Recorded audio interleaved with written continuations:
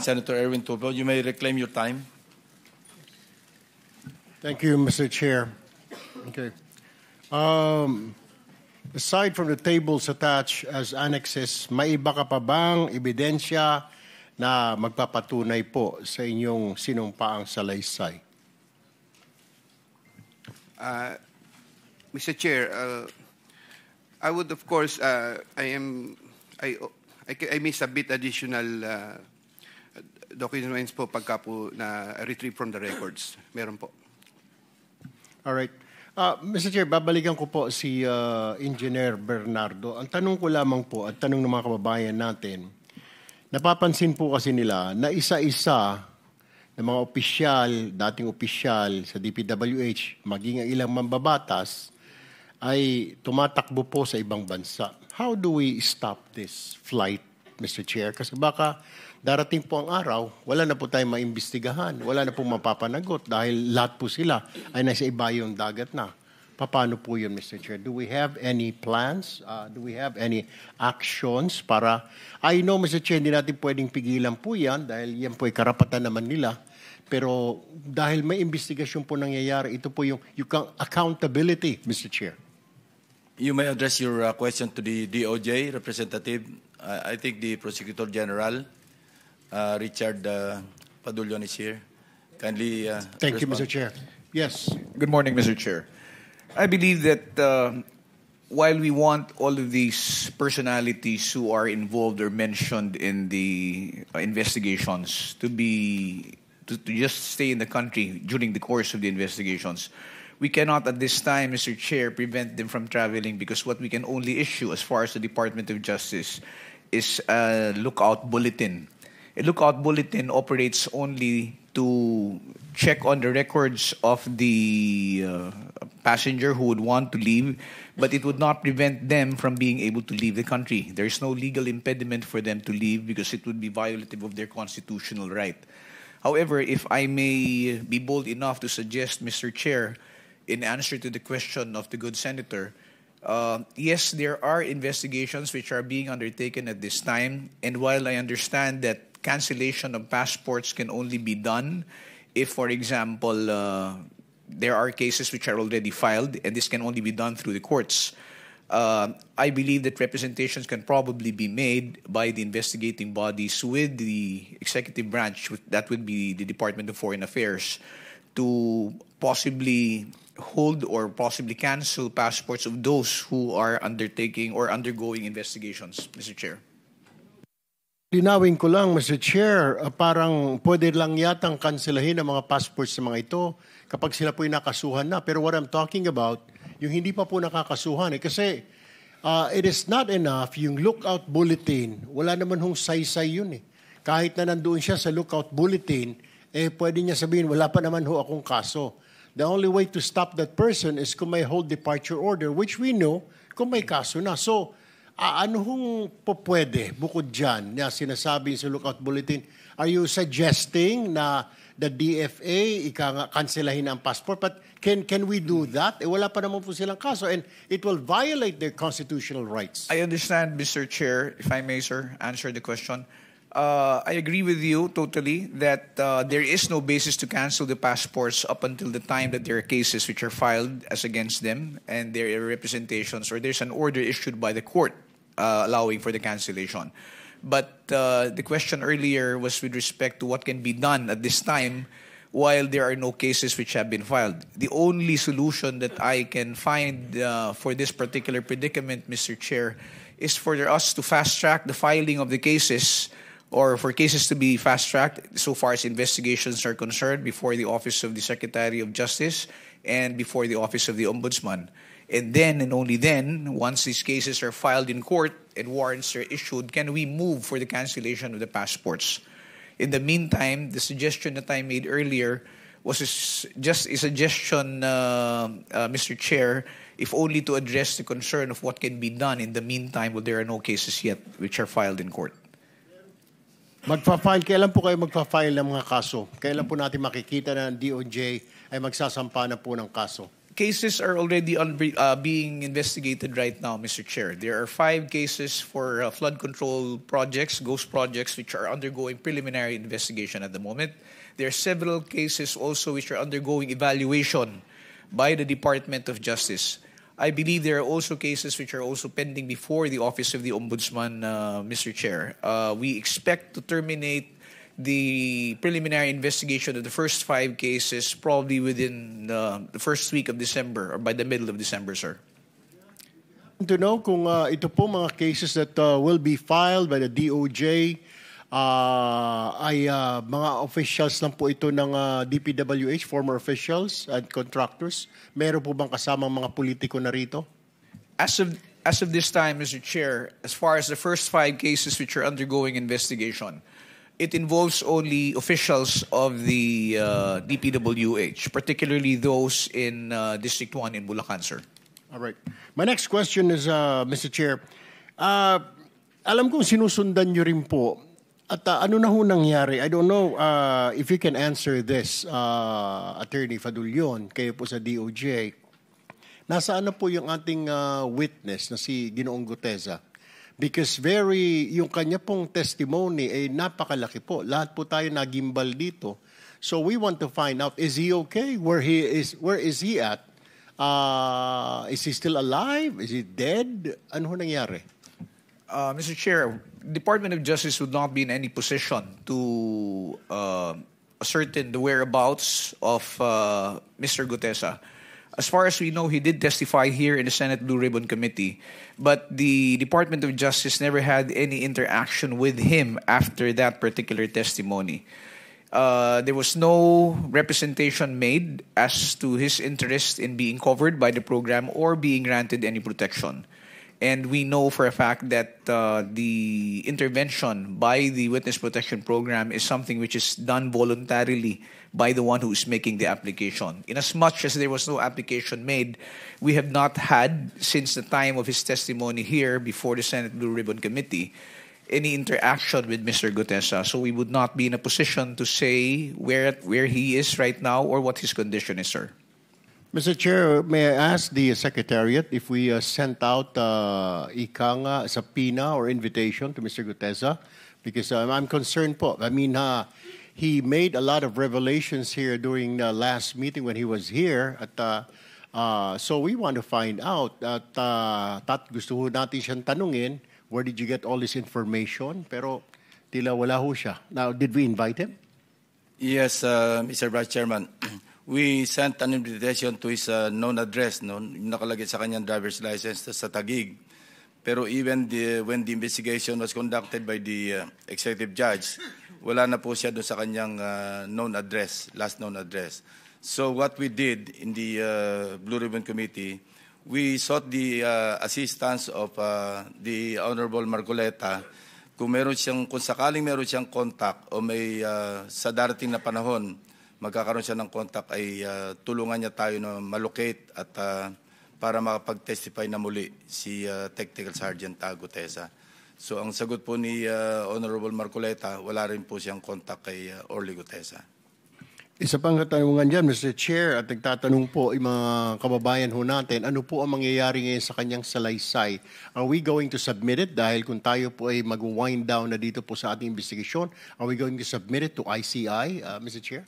The sinumpang salaysay remains valid as far as the Blue Ribbon Committee is concerned. Nagkaroon lang naman siya ng problema doon sa kanyang pagkanotaryo. And hindi naman po siya sumipot sa DOJ, sa Ombudsman, even sa ICI. So wala po tayong magagawa doon. But as far as the committee is concerned, pag tayo po ay nag-submit ng ating committee report, yung kanyang sinumpang salaysay, as I mentioned earlier, remains valid kasi yun naman ay sinumpaan niya ng bukod dito sa harapan ng komite. Thank you, Mr. Chair. Now I direct my question to Yusek Bernardo. Yusek Bernardo, or Engineer Bernardo. Common practice po ang bentahan ng mga pondo sa lower house. Alam po natin yan. Alam po ninyo yan. Ikaw po ba ay naalok na rin ng pondo for flood control ng mga mambabatas? I know you've been talking about senators, may mga congressman. Pero ikaw po ba ay nabentahan na ng pondo para sa flood control? Mr. Chair, as far as I can recall, I cannot remember any time na bentahan po ako niyan sapagkat I think the legislators in the lower house have their own way of dealing with projects, especially to the district engineers and contractors. So, sa district engineer po ang nagkakaroon ng transaction between the lawmaker at saka yung district engineer. Tama po ba ang pagkaintindi ko? Yes po, Mr. Chair. As far as I know po, puro ganun po. Alright. Walk us through, Engineer Bernardo. Pag nagbaba na po ng pondo, ng budget, ang isang politiko, congressman man yan, sa district, ano po ang nangyayari? Siya rin po ba, tama po ba na siya rin po ang nagsasabi, nagdidictate, ito ang kontratista na gusto kong panalunin mo because siya yung kontratista ang magbibigay ng komisyon kay congressman o sa politiko. Tama po ba yun? Can you walk us through after na ibaba yung pondo ng mga babatas doon sa distrito? What is happening? And walk us through hanggang sa makuha ng politiko yung kanyang komisyon or kickback. Mr. Chair, I'm very sorry to be off the rec po sa ganyang mga proseso sapagkat ang nagkakausap lang po talaga dyan ay ang mga congressmen or legislators sa lower house saka po district engineer o yung mga contractor. Hindi po ako doon sa kanilang sistema doon kung paano. Ba't naririnig ko pong ganun talaga? Yun po. Alright, panghuling na katalungan na lang po sa inyo, Yusek Bernardo, bago po ako lumipat dito kay Engineer Alcantara. Nabanggit niyo po ang Office of the Executive Secretary na kasama din po dito sa flood control. Ewan ko bakit to sila may flood control. Ang tanong ko po, sino sa Office of the Executive Secretary ang kausap po ninyo? Can you name names? Mr. Chair, as I've earlier na sinabi ko po, ay si Trigib Olivar po ang kausap ko. Siya lang po nagsabi sa akin nun. Pero hindi po siya sa Office of the Executive Secretary, Engineer Bernardo. Siya po, the last na chinek ko po ay nasa Department of Education po siya. Wala po siya sa Office of the Executive Secretary. Bakit po ninyo nabanggit na siya, yun ay para, yung kanyang hinihingi ay para sa Executive Secretary, Engineer Bernardo? Mr. Chair, yun lamang po ang sinabi niya sa akin. Senator Tulfo, bukod kay Yusek Olivar, pag sinabing Office of the Executive Secretary, wala ka nakakausap na naka-assign mismo doon sa Office ng Executive Secretary? Wala? Wala po, Mr. Chair. Thank you. Okay, let me direct my question now to Engineer Alcantara. Engineer Alcantara, okay, pagbaba po ng pondo ng politiko sa inyo, ano po nangyayari? Tama po ba? Walk us through with this. Pagbaba ng pondo, sasabihin ng politiko, gusto ko sa contractor na ito ang mapanalunin mo. Tama po ba yun? Yes, Your Honor. Okay. Ano ho nangyayari? Nagkaroon ho ng bidding, etc. May bidding-biddingan pa kunwari. 3, 4 ang maglalaban-laban para kunwari. Pero mananalo at mananalo yung contractor ng politiko. Tama po ba yun? Yes, Your Honor. Alright. Ano ho na mangyayari after that? Kailan na po i-execute yung proyekto? Kailan na ang bigaya na komisyon? Kasi may mga balita po ako, nag-a-advance pa ang ilang politiko. Tama po ba yon na humihingi po ng advance ang politiko? Wala pa po yung pondo, laway pa lang, ay nagbibigay na ng advance yung kontraktor. Your Honor, pagdating po dun sa bagay, since sila po yung magkakausap na po, yung contractor and the, hindi po ako knowledgeable kung kailan o magkano yung percent na napag-uusapan po nila, Your Honor. Pero pagbaba ng pondo, ano ho nangyayari? Pakikwento lang po sa amin hanggang sa ma-execute, kung i-execute ngayon yung proyekto. Opo, pagbaba po ng pondo, pupunta na po yung mga contractor po sa office. At mag-confirm naman po na yun daw po ay ibinigay sa kanila. So makipag-usap naman po sila doon sa coordinator for the procedure of the bidding. And then ibibid po, i-implement, doon po nangyayari. Pero yung bigayan po nung obligasyon, since sa amin po ang nagpapamigay po talaga, hindi naman po kami. Pagka-congressional allocation po, Your Honor.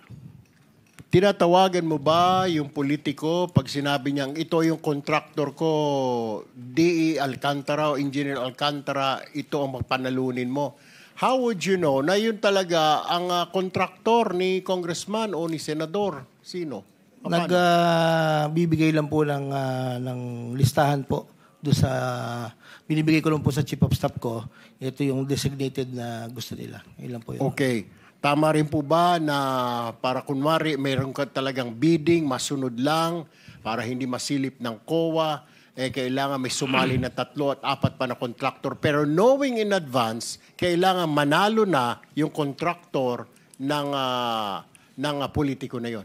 Yes, Sir Honor. Yung mga contractor po na designated, they're the one who will talk to the coordinator po ng mga contractors po, Your Honor. So, yung bidding po na nagaganap ay bidding-biddingan na lang kung tawagin. Most probably, Your Honor. All right. Okay. Another question po sa kay... With the permission of Senator Go ahead. Kiko, and just on that point, Senator Kiko, should go sa next. page 18 kasi nung affidavit ni Ginoong Bernardo, nakalagay dito, number 141. In compliance with his order, I forwarded the list to Sec Bonoan. He told me that Undersecretary for Planning shall facilitate and ensure the inclusion of these projects in the NEP. So sinama pa lamang sa NEP, tapos 142, Engineer Alcantara gave 10% of the value of the project. Ibig sabihin, wala pa yung proyekto sa baba. Nasa NEP pa lang, may 10% na. Normally, ganun po, Your Honor, after the listing of the NEP. Saan galing yung pera? Sa mga contractor po na gustong mag-take ng risk po. Yan ang ibig kong sabihin kanina, di ba? May advance na. Kaya yung sinasabi mo na wala kang alam, hindi mo alam, sila nag-uusap, doon pa lang, tama si Senator Pangilinan, may advance. Sama dito sa statement na binigay na affidavit ni Engineer Bernardo, may advance. Your Honor, i-differentiate ko lang po if you may. Yung pong binabanggit po ni Senator Pangilinan, yun po yung mga special fund po, hindi po yun yung allocable ng congressman, Your Honor. Doon po sa allocable ng congressman, wala pong ganon. Yun lang pong mga special funds na coming from whether, hindi ko po alam kung whether kay Secretary or kay Yusek Cabral or sa House man po, kung saan po. Dalawa po kasi yan, sir, isang allocable po. Yun po yung fixed allocable na naka-allocate po sa district representative. Yun po yung sinasabi ko, sir, na wala pong advance, wala po kaming knowledge. So, yung mga special release po, yung special request po sa department na bumababa rin po sa NEP, that is not part of the allocable of the district representative. Yun po yung merong ganun po, Your Honor. All right, quickly na lang, okay, before I move to Yusek Bisnar ng DPWH. 3 beses ka nabanggit dito sa affidavit ni Engineer Bernardo. Sa line 19, line 21, line 24. Tama po ba ito? Itong sinasabi na third quarter 2024, I asked District Engineer Alcantara to prepare a list. Tapos sa line 21, 1.5 billion submitted by Engineer Alcantara. Tapos dito sa 24, Engineer Alcantara ulit, a 25% commission of about 125 million. Your Honor, sa pagkakatanda ko po, lahat po ng nire-request po sa akin ni Boss, pinadadala ko naman po. Probably, baka po naman po magtugma doon sa listahan ko, Your Honor. All right, thank you. Let me move now, Mr. Chair, to Yusek Bisnar. Meron pong akong balita na natatanggap na merong move na yung mga dokumento incriminating ranking officials, politiko, minamagic o nawawala sa mga sunog. Tama po ba? Ano na ho nangyayari sa investigasyon na ito? Your Honor, if you're referring po dun sa nasunog sa Bureau of Research and Standards, na-confirm na po doon na wala pong project documents or bidding documents na naapektuhan. Regarding po yung status naman po ng mga documents sa iba't ibang regional and district offices po ng DPWH, ginawa po ni Secretary Vince na ang lahat para ma-secure po ang mga ito. Isa po sa naunang memo po niya, pag upo po niya noong September, ay digitize ang mga documents at ipasecure sa mga regional and district officials, Your Honor. Did you take a second look dito sa DPWH Bureau of Research and Standards Building sa Nia Road? Kasi po, sir, totoo ba ang balita na natanggap po sa aking informante na yung DPWH BRS building na sinasabi nyo na wala mga records, ito po ay dating tanggapan ng ex-wife po ni Engineer Bryce Hernandez na si Engineer Mel Clarice Santo Domingo. Did you look at that angle?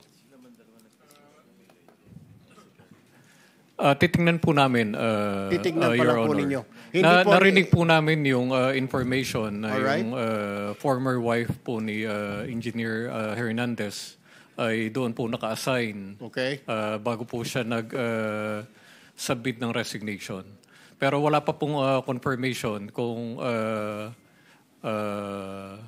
meron po ba siyang hawak na mga documents pertaining po sa mga flood control and other infra projects, Your Okay, Honor. pakitignan lang po, Yusek Bisnar, kasi, well, actually, may mga duda ang ilang mga kababayan natin. I just read this in the newspaper also.